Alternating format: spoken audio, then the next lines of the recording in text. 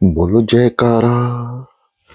बोलो मेरे श्री गुरु महाराज की जय। श्री सद्गुरुदेव भगवान की जय। श्री नंगली निवासी भगवान की जय। श्री परमहंस दयाल जी महाराज की जय। श्रीमद् भागवत रहस्य दशम स्कंद। उसने कंस जैसे राक्षसों का वध किया, सो लोग उसे ईश्वर मानते हैं। उन्हें जो ठीक लगे वह माने, किंतु मेरा तो वह पुत्र है। कन्हैया मेरा है, मेरा ही है। नंद जी की आंखों में आंसू बहने लगे। मुझे तो पलने में, घर के कोने कोने में, आंगन में, यमुना के किनारे हर कहीं कन्हैया ही दिखाई देता है। उद्धव जी, वह कब घर लौटेगा? मैंने उसको कौन सा अपराध किया है जो वह रूठ गया है? उद्धव जी, वासुदेव से कहना कि कन्हैया उन्हीं का पुत्र है, मैं उसका दास हूं। लाला से कहना कि उसकी माता सारा दिन रोती रहती है। वे जब जहां जा वह जब यहां था तो माता को मना लेता था, अब उसे कौन मनाएगा? नंद जी इतना बोलते बोलते तो व्याकुल हो गए। उद्धव जी उलझन में पड़ गए। मैं इन्हें क्या उपदेश दूं? उन्हें तो हर कहीं ईश्वर कृष्ण ही न दिखाई देता है।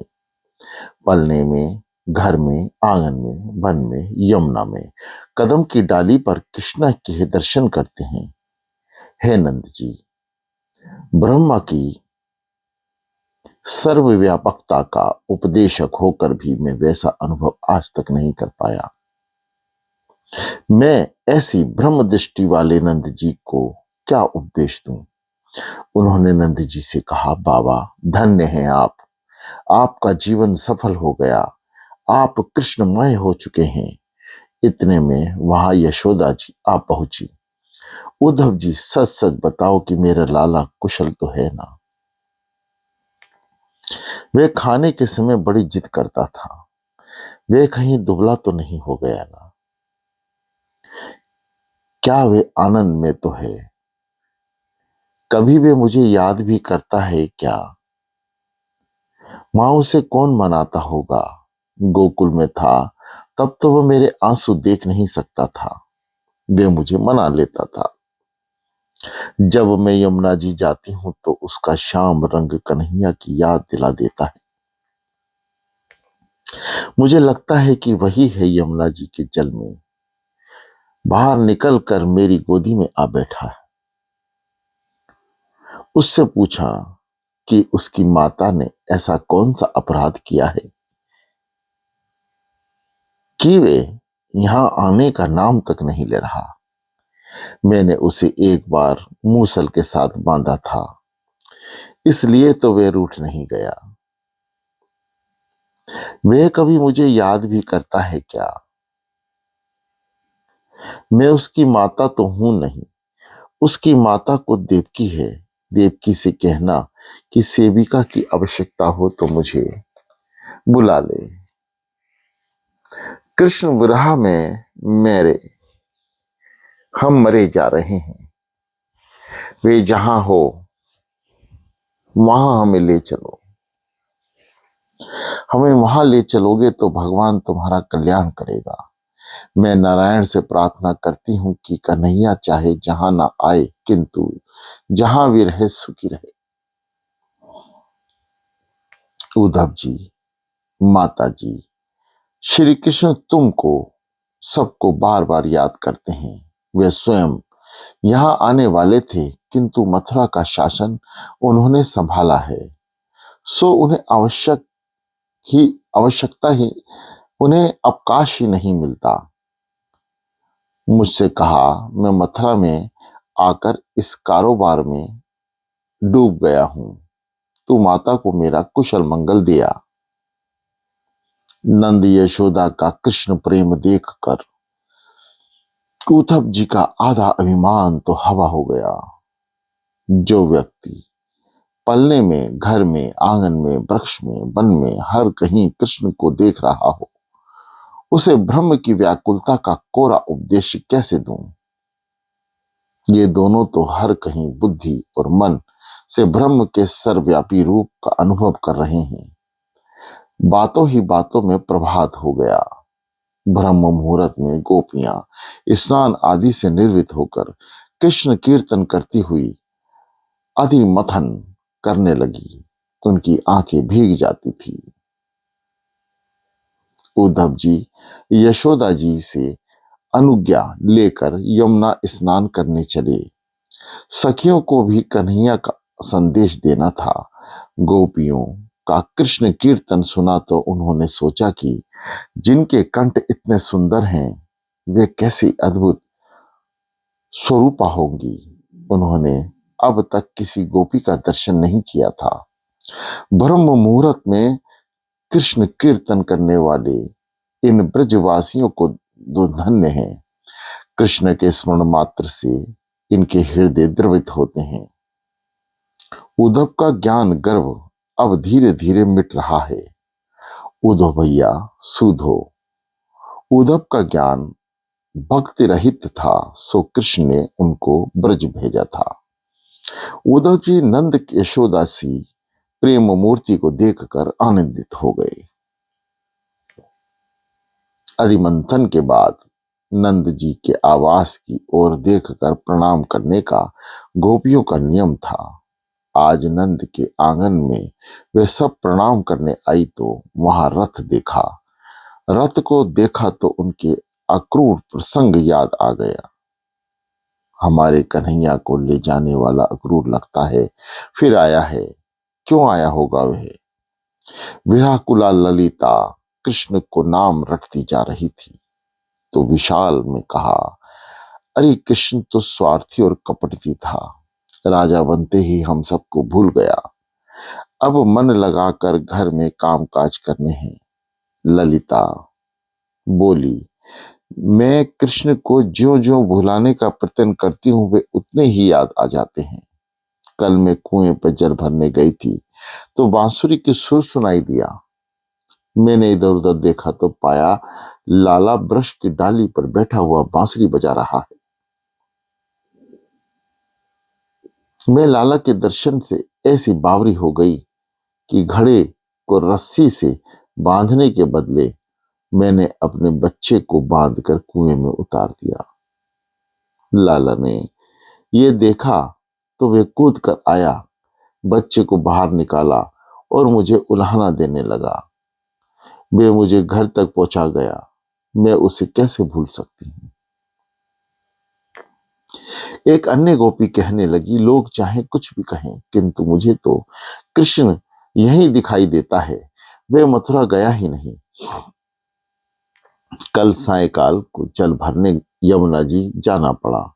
अंधेरा अंधेरा होने को आया था और मैं डर रही थी कि घड़ा उसने मेरे सिर पर रख दिया और बातें करता हुआ घर तक छोड़ गया। मैं कहता था कि वह यहाँ ब्रज में ही रहता है। मुझे उसकी बातें बार बार याद आती हैं। मैं उसका स्वरूप भूल नहीं सकती। उसके साथ बातें किए बिना चैन ही नहीं आता। मुझे बड़े बड़े साधु और योगी जन समाधि लगाकर संसार को भूलने का भागीरथ प्रयास करते हैं, फिर भी उन्हें सफलता नहीं मिलती। उनकी वृत्ति प्रभु में नहीं हो पाती। तो इधर ये गोपियां प्रयत्न करने पर भी संसार को याद नहीं कर सकती। एक पल भी कन्हैया को भुला नहीं पाती।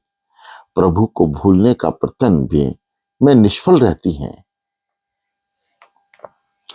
हर किसी वस्तु का अभाव अनुभव किया जा सकता है किंतु आत्मा का नहीं। श्री कृष्ण गोपियों की आत्मा है, सो उन्हें कैसे भुला सकती हैं? गोपियां इस प्रकार कृष्ण के विषय में बातें कर रही थी कि उद्धव स्नान आदि से निर्वित होकर भगवान द्वारा दिया गए पीतांबर और वैजयंती माला धारण करके आए। गोपियों ने उनको प्रणाम किया और उद्धव जी ने अपना परिचय देते हुए कहा, मैं तुम्हारे मथुरावासी श्री कृष्ण का अंतरंग सखा उद्धव हूं और तुम्हारे लिए उनका संदेश लेकर आया हूं। गोपियां बोली, तुम थोथे पंडित ही हो, क्या श्री कृष्ण केवल मथुरा में ही बसते हैं? वे तो सर्वत्र हैं। तुम्हें मात्र मथुरा में ही भगवान दिखाई देते हैं और हमको तो यहाँ कण कण में उनका दर्शन हो रहा है। वहां देखो, कदम के वृक्ष पर बैठा हुआ कन्हैया बांसुरी बजा रहा है। क्या तुम्हें दिखाई नहीं देता, सुनाई नहीं देता? उद्धव जी बोले, यदि तुम्हें श्री कृष्ण के साक्षात्कार हुआ होता, उद्धव, यदि तुम्हें श्री कृष्ण का साक्षात्कार हुआ होता तो तुम उन्हें यहां छोड़ यहां आए ही नहीं होते, अथवा तुम्हें वहां भी कृष्ण के दर्शन हुए होते। दान, व्रत, तप, होम, जप, वेद अध्ययन, ध्यान, धारण धारणा, समाधि तथा कल्याण के अन्य सभी साधनों से ईश्वर का साक्षात्कार करने का प्रयत्न करना चाहिए। ये सब साधन भगवान की प्राप्ति के ही हैं। इन गोपियों ने तो जप तप आदि किए बिना ही केवल प्रेम भक्ति से भगवान को पा लिया। उन्होंने अनायास ही सब कुछ पा लिया है। दान, जप, तप, व्रत आदि तो मन को ईश्वर में एकाग्र करने के हेतु ही हैं। यदि इन साधनों के प्रयोग के बाद भी मन ईश्वर से जा ना लगे तो सब कुछ व्यर्थ ही रहेगा।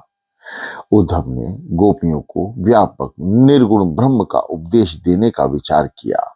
वह कहने लगे, निर्गुण ब्रह्म की उपासना करो। गोपियां, उद्धव जी, जो आनंद प्रभु ने दिया है।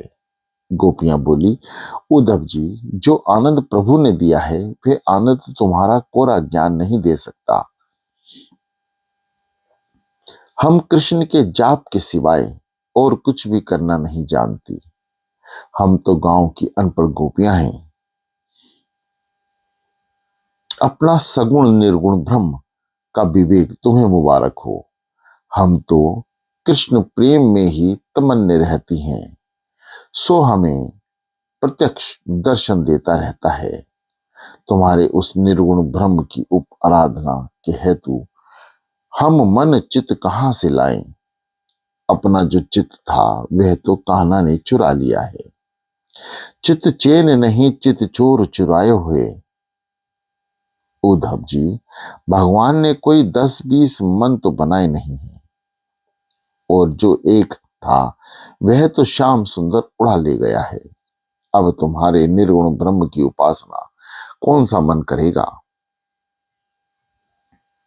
ऊधो मन ना भय 10-20, एक हतो सो गयो, श्याम संग और आराधे ईश। इंद्रिय शिथिल भई केशव बिनु, ज्यों देहि बिनु शीश। आस लगी रहित तन श्वासा, जीव ही कोटि बरीस। तुम सो सखा श्याम सुंदर के, सकल जोग के ईश। सूर हमारे नंद नंदन बिनु, और नहीं जगदीश। उद्धव जी, उस नंदन दन के सिवाय अपना अन्य कोई ईश्वर नहीं, वही हमारा सर्वस्व है। उद्धव जी, उस कृष्ण की बातें ही जाने दीजिए। उस कपटी काले कन्हैया की मित्रता हमें नहीं चाहिए। उसने तो हमारा कलेजा कुरेद दिया। भक्त कवि दयाराम कहते हैं, कलजुग कहू ने कौन कही जीरे, वेरी जो होए तो बढ़ता रे फफी है। प्राणार्थी प्यारी ये न लही, सोडनो धाव मायो स्नेह श्यामले, किया राजा वे रवे जाई रे। कल ना पड़े काई पेर सूझो, रात दिवस गला रही रे चीजे। कोई वस्तु मां क्षण चित ना चोटे, अलबेला आबी बैठे हुए रे। दयाना प्रीतम ने जय ये टूल तो कहे तो क्या सुधी दुख सिहाई जी रे। श्याम ने अपने हृदय में ही घाव किया है। हम भी उसको भुलाना, उसकी उपेक्षा करना हमारे लिए आवश्यक है। दरत्य जस्त कायातार्थ। उद्धव, और तो हम क्या कहें। सबसे पहले श्री कृष्ण का दर्शन हमने नंद महोत्सव के दिन किया था और सबसे उन्होंने ऐसा जादू डाला है कि हम उनकी ही हो गई। उद्धव जी, अब इस हृदय में किसी और के लिए स्थान नहीं है।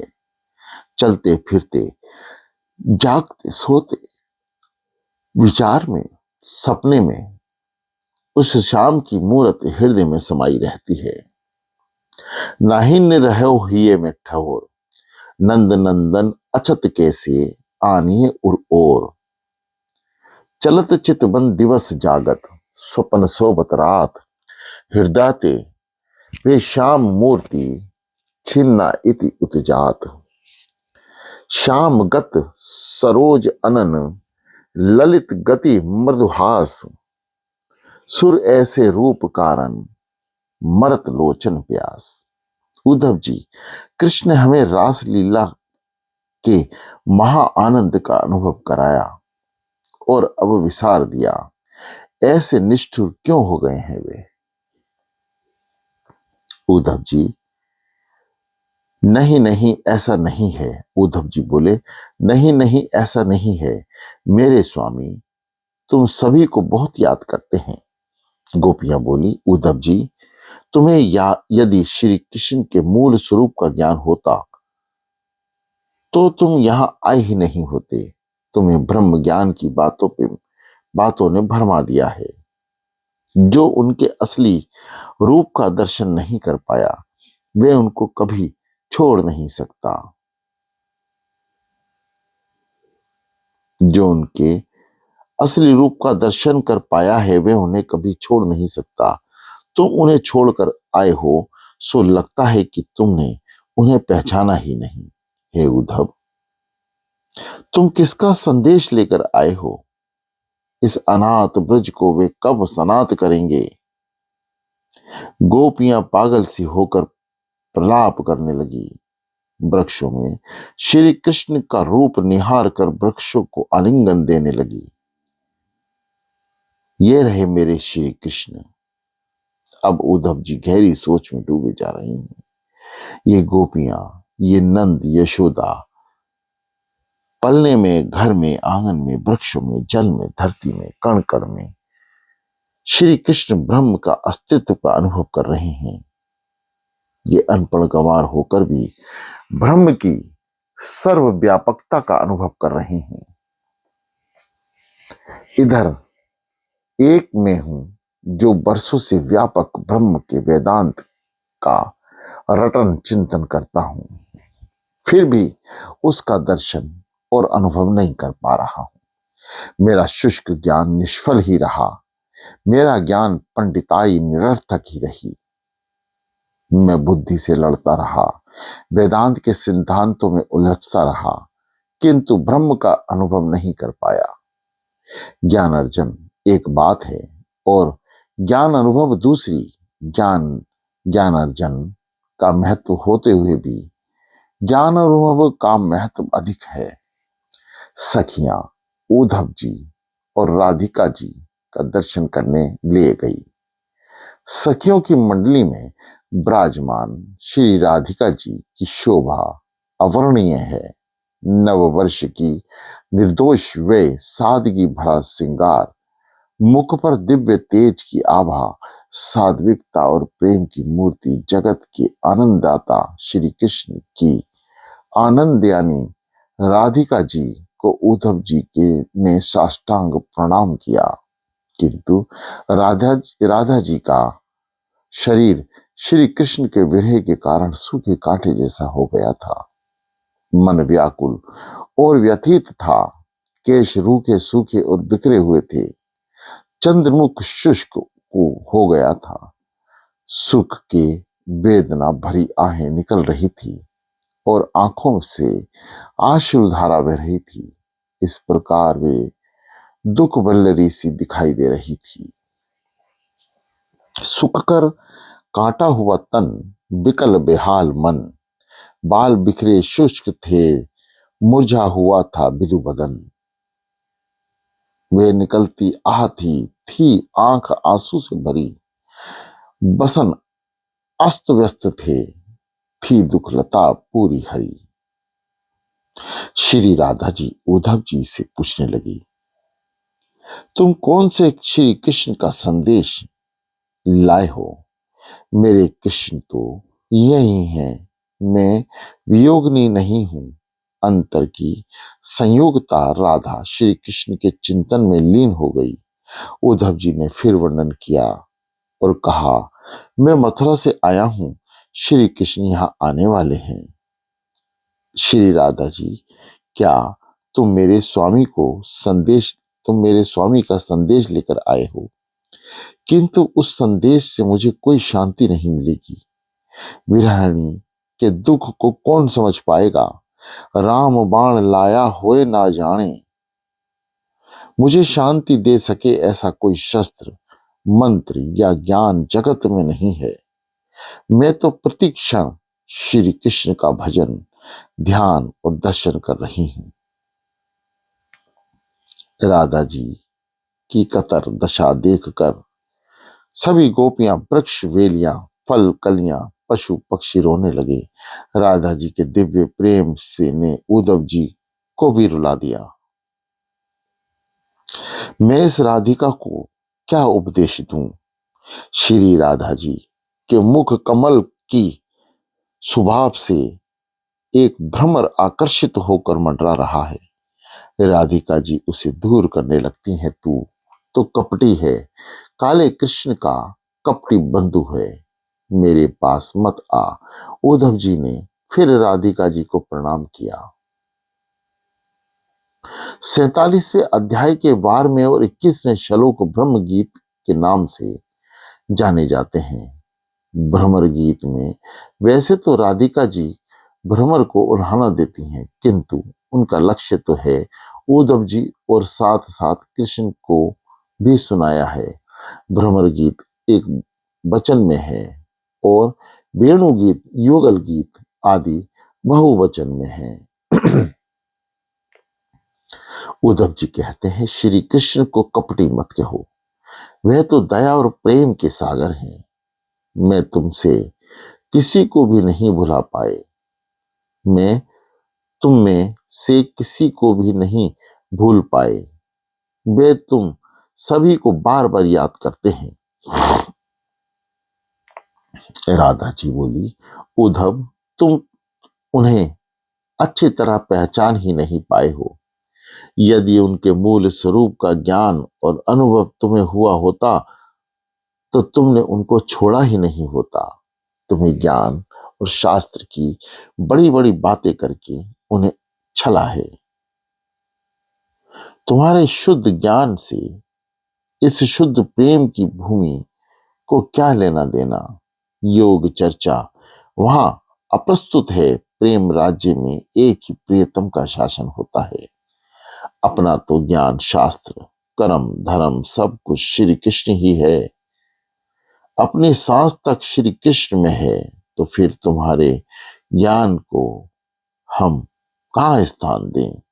इस प्रेम की भूमि में तुम प्रेम की बात कर सकते हो, शुष्क ज्ञान की नहीं।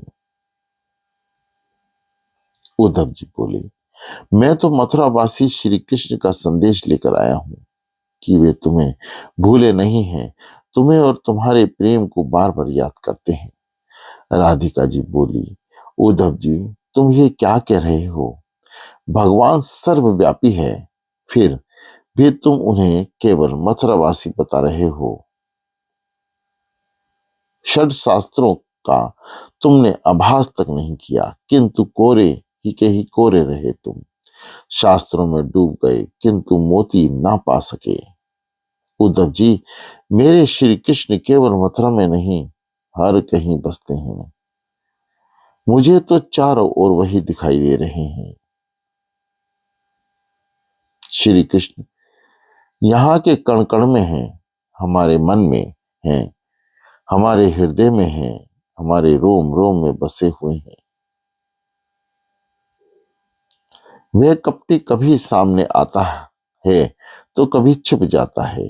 तुम तो 2-4 दिन महीनों से सेवा कर रहे हो, मैं तो उनकी जन्म जन्मांतर से दासी हूं।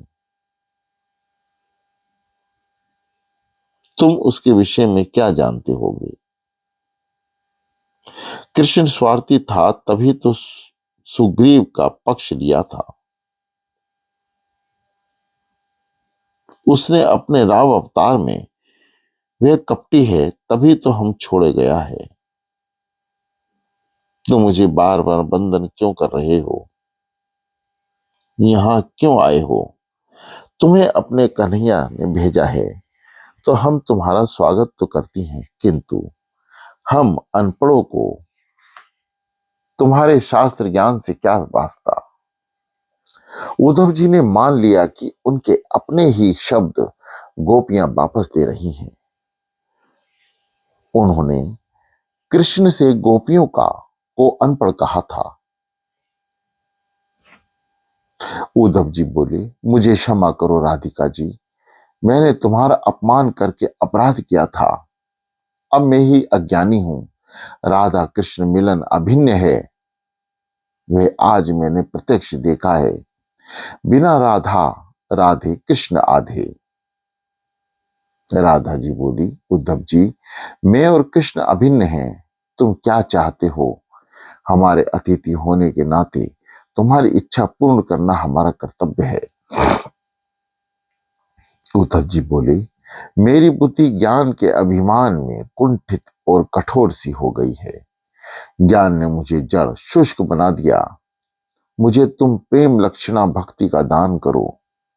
राधा जी ने उद्धव की इच्छा पूर्ण की। उनको प्रेम लक्षणा भक्ति का ज्ञान मिला। गोपियां बाहर और भीतर कृष्ण के अस्तित्व का अनुभव कर रही हैं। राधा जी ने बांसुरी बजाई तो राधे गोविंद की मुरली तान बह चली। गोपियां भी कृष्ण कीर्तन में लीन हो गई। गोपियां की भाव विरहता को देखकर कृष्ण भी मथुरा से दौड़ते हुए आ गए। सखियों की मंडली में राधिका जी के साथ विराजमान हुए। गोपियों और उद्धव जी ने राधा कृष्ण के मनोहर स्वरूप का दर्शन किया। उन्हें अब वह भी ज्ञान नहीं है कि वे कौन है, कहाँ है, कहाँ से क्यों आए हैं। उद्धव जी का ज्ञान अभिमान निर्मूल हो गया। वे 2-4 दिनों के लिए गोकुल गए थे, किंतु वह 6 महीने बीत गए। उनको विश्वास हो गया कि कृष्ण गोपियों से दूर नहीं है और भिन्न भी नहीं। जब भी गोपियां कृष्ण कीर्तन करती हैं, वे मथुरा से आ जाते हैं। उद्धव जी, एक प्रसंग सुनाऊं। एक बार कन्हैया अपने मित्रों के साथ आंख में चोनी खेल रहा था। श्री दामा ढूंढ रहा था। सुदामा श्री दामा ढूंढ रहा था। पहले कन्हैया इस कुंड के पीछे गया, फिर भागता हुआ मेरे घर आकर कहने लगा, मुझे कहीं छुपा दे, नहीं तो श्री दामा मुझे घोड़ा बनाएगा। मैंने उसे अपनी गोद में छिपाकर आंचल ओढ़ा दिया। अब जब मैं सोने जाती हूं तो लगता है कि कन्हैया मेरी गोद में छिपा हुआ है और मैं पागल सी हो जाती हूँ। भगवान की लीला कथा सुनते सुनते उद्धव जी की आंखें झलक आती हैं। वे गोपियां धन्य हैं जो प्रत्यक्ष क्षण ब्रह्म का अनुभव कर पाती हैं। बोलो जयकारा, बोलो मेरे श्री गुरु महाराज की जय।